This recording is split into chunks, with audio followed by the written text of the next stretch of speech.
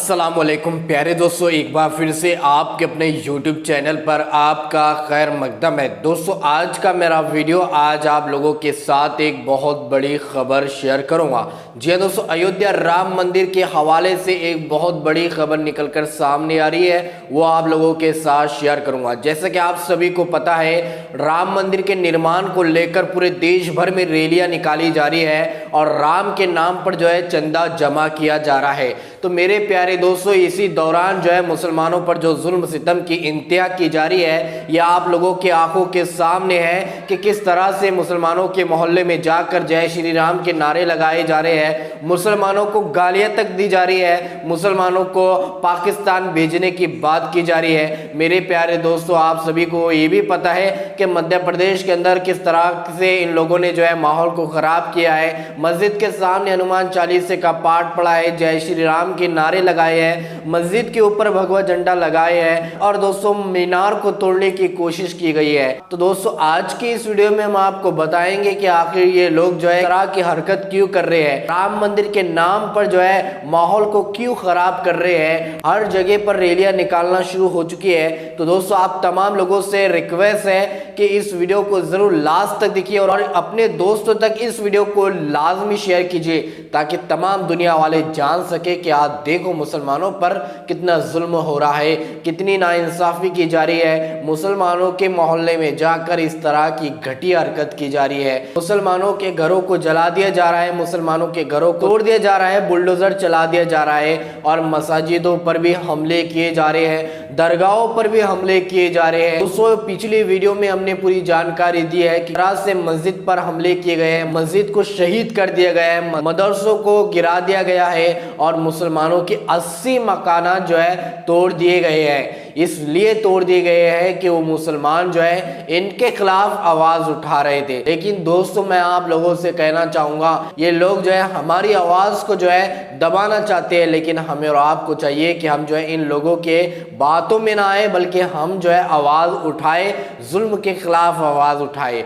तो आइए सबसे पहले जानते हैं कि राम मंदिर के नाम पर जो रैलियां निकाली जा रही है, देश के माहौल को किस तरह से खराब किया जा रहा है। आइए इसके पीछे का राज क्या है, आखिर क्यों ये आरएसएस और बीजेपी वाले इस तरह की हरकत कर रहे हैं, जानते हैं पूरी सच्चाई क्या है।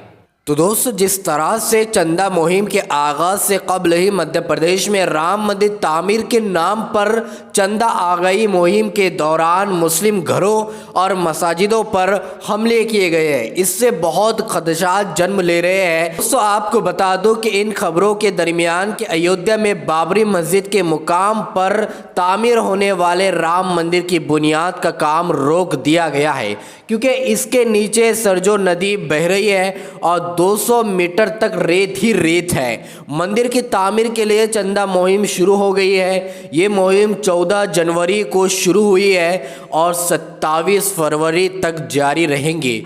मुल्क के सदर रामनाथ कोविंद ने 5 लाख 1 रुपए देकर इस मुहिम का आगाज कर दिया है। सदर के इस कदम पर बास हलकों से सवाल उठाए जा रहे हैं और ये पूछा जा रहा है कि क्या एक सेकुलर मुल्क के सदर को, जो कि मुल्क का पहली शहरी होता है और मुल्क की मुकम्मल आबादी का जिसमें तमाम मज़ाहिब के लोग शामिल हैं, सरपरस्त होता है, इस किस्म के मजहबी तकरीबात में हिस्सा लेना दुरुस्त है। हालांकि ये कहकर उसे जायज़ साबित करने की कोशिश की जा सकती है कि चूँकि सदर भी एक मजहबी शख्स है, उनका भी राम जी में अकीदा है और वो भी इनसे अकीदत रखते हैं, इसलिए बहैसियत एक हिंदू के इनको इसका हक हासिल है। अगर बात आगे बढ़ी, हालांकि इसका इम्कान कम है, तो ये दलील भी दी जा सकती है कि मुल्क के पहले सदर डॉक्टर राजेंद्र प्रसाद ने सोमनाथ मंदिर का इफ्तिताह किया था, तो फिर रामनाथ कोविंद राम मंदिर के लिए चंदा क्यों नहीं दे सकते हैं। ख्याल रहे कि मुल्क के पहले सदर पंडित जवाहरलाल नेहरू ने सोमनाथ मंदिर की इफ्तिताई तकरीब में जमहूरिया की शिरकत की मुखालफत की थी और कहा था कि हिंदुस्तान एक सेकुलर मुल्क है और एक सेकुलर मुल्क के सदर या अव्वल शहरी के लिए ये मुनासिब नहीं है कि वो ऐसी किसी मजहबी तकरीब में शिरकत करे। लेकिन डॉक्टर राजेंद्र प्रसाद ने इनकी दलील मानने से इनकार किया था और कहा था कि अगर मुसलमान किसी मस्जिद के इफ्तिताह के लिए भी मुझे बुलाएंगे तो मैं वहाँ भी नहीं जाऊँगा। जहाँ तक हिंदुस्तान के सेकुलर मुल्क होने का सवाल है तो अब ये बात किस्साए पारनिया बन चुकी है। हुक्मरां तबके का सरपरस्त आरएसएस सेकुलरिज्म को नहीं मानता है। बीजेपी के बहुत से रहनुमा भी उसे तस्लीम नहीं करते हैं। वो आइन से लफ्ज़ सेकुलर खारिज करने के हक में है। सेकुलरिज्म के बारे में बीजेपी का नज़रिया बिल्कुल वाज़े है। और फिर जब मुल्क के वज़ीर आज़म ने इंतहाई तज़्गो एहतशाम के साथ राम मंदिर का संग बुनियाद रख दिया तो फिर सदर के चंदा देने में क्या कबाहत है। यूँ भी अगर देखा जाए तो हिंदुस्तान अमलन एक हिंदू राष्ट्र बन चुका है। ये अलग बात है कि वो नज़रियाती तौर पर एक सेकुलर मुल्क है। बहरहाल इस चंदा मुहिम के दौरान 5 लाख गांव में जाकर चंदा इकट्ठा किया जाएगा। इस हवाले से 12 करोड़ हिंदू खानदानों के 55 करोड़ अफरादों से मुलाकात की जाएंगी। के लिए 10 रुपये, 100 रुपये और 1000 रुपये के कूपन छपवाए गए हैं। 20,000 रुपये तक कैश में लिया जाएगा और अगर कोई इससे ज़्यादा देना चाहे तो उसे चेक से देना होगा। चंदे के लिए मुल्क की मशहूर शख्सियात या सेलिब्रिटीज़ की एक फहरिस्त भी बनाई गई है। चंदा इकट्ठा करने के लिए यात्रा निकाली गई और इस तरह राम मंदिर ट्रस्ट के मुताबिक अवाम को इस काम में जोड़ा जाएगा। लेकिन जिस तरह चंदा मुहिम के आगाज से कबल ही मध्य प्रदेश में राम मंदिर तामीर के नाम पर चंदा आगाही मुहिम के दौरान मुस्लिम घरों और मस्जिदों पर हमले किए गए, इससे बहुत से खदशात जन्म ले रहे हैं। हम मान लेते हैं कि राम मंदिर ट्रस्ट के जिम्मेदार इस मुहिम को पुरअमन अंदाज में चलाने के हक में है, लेकिन उन लोगों को कौन रोकेगा चंदे के नाम पर मुल्क में मुनाफिरत और फिरका वाराना कुशीदगी फैलाने की कोशिश करेंगी। मध्य प्रदेश में जब मुस्लिम इलाकों से ऐसी यात्राएं गुजरी, मस्जिदों के सामने बाजे बजाने के अलावा मुसलमानों के खिलाफ काबिल एतराज़ नारे लगाए गए हैं। मुस्लिम घरों पर हमले किए गए और मस्जिदों पर भगवा झंडे फहराए गए हैं। एक यात्रा के दौरान ये इल्ज़ाम आयद किया गया है कि एक मुस्लिम घर से यात्रा पर पथराव किया गया और फिर जो हंगामा हुआ सो हुआ ही पुलिस ने आकर इस घर को मुनादिम कर दिया है जिस पर पथराव का इल्ज़ाम लगाया गया था।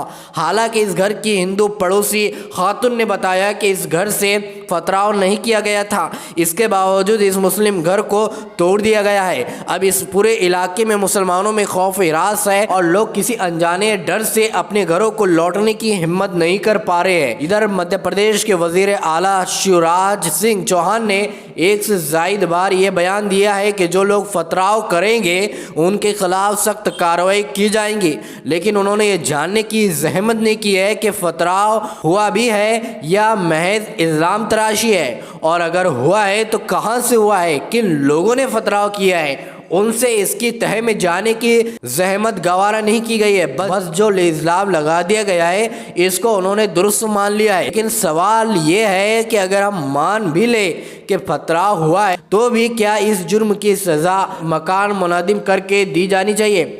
अगर किसी ने पथराव चलाया तो इसकी जांच की जाए और जुर्म साबित होने पर कानून के मुताबिक कार्रवाई की जाए, लेकिन ऐसा कुछ भी नहीं किया गया।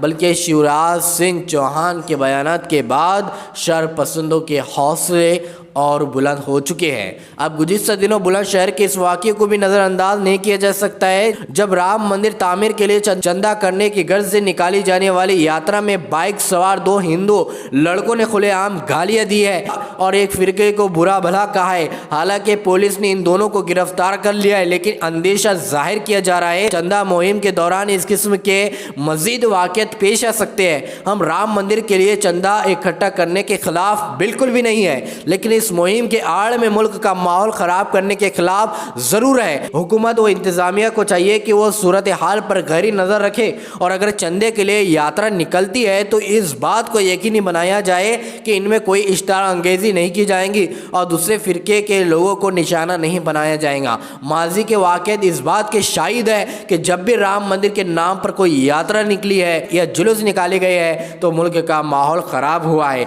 यात्रा और जुलूस में शामिल लोगों में से कुछ लोगों ने अपनी इश्ताल अंगेजी से माहौल ख़राब किया है। एल.के. आडवाणी की रथ यात्रा तो जहाँ से जहाँ गुजरी थी खून की एक लकीर खींची चली गई थी, फसादात हुए थे और बहुत से लोगों की जानें ज़ाया हुई थी।